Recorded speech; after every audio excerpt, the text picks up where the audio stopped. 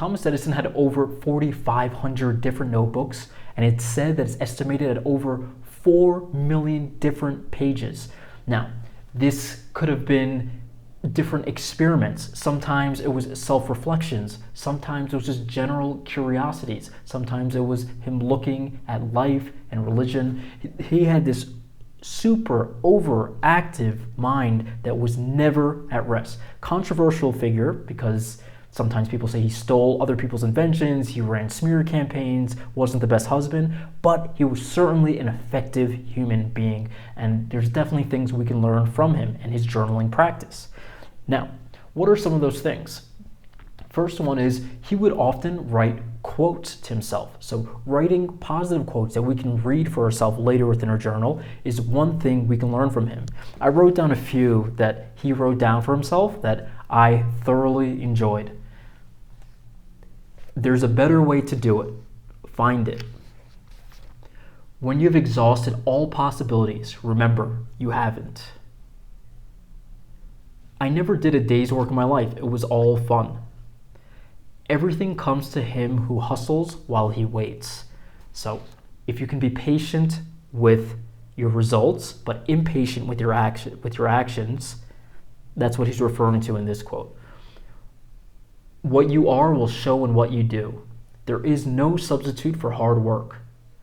Show me a thoroughly satisfied man and I will show you a failure. Never stop learning. Read the panorama of literature. Those are a few of the quotes. I have a whole bunch more that I wrote down while I was reading about him. So reading positive things for us to read later is a great thing we can do as well. The next thing was his attitude towards failure. He had a quote that I'm going to paraphrase where he says, I didn't fail 10,000 times in getting to the light bulb. I just found 10,000 ways how to not do the light bulb and eventually figure out how to do it.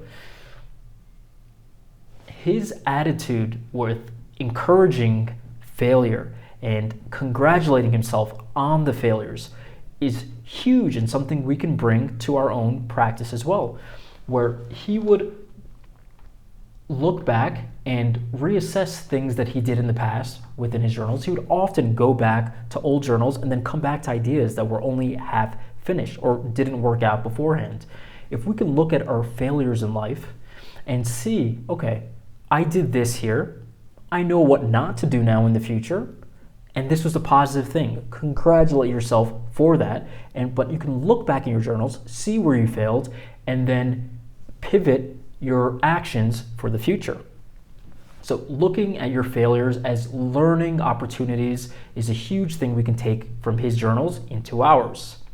Next thing, collaboration. If you look at the tons and tons of pages from his journals, we can see that there were other people's handwritings in there as well. He encouraged people to go back to his experiments and write within his journals, and he was perfectly fine with that. It was a collaborative book that was majority his writing, but other people would work as well.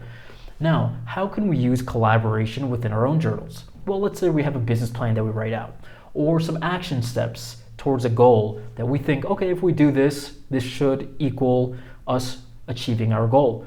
We can show it to a friend, have them read it, and get their opinion on it.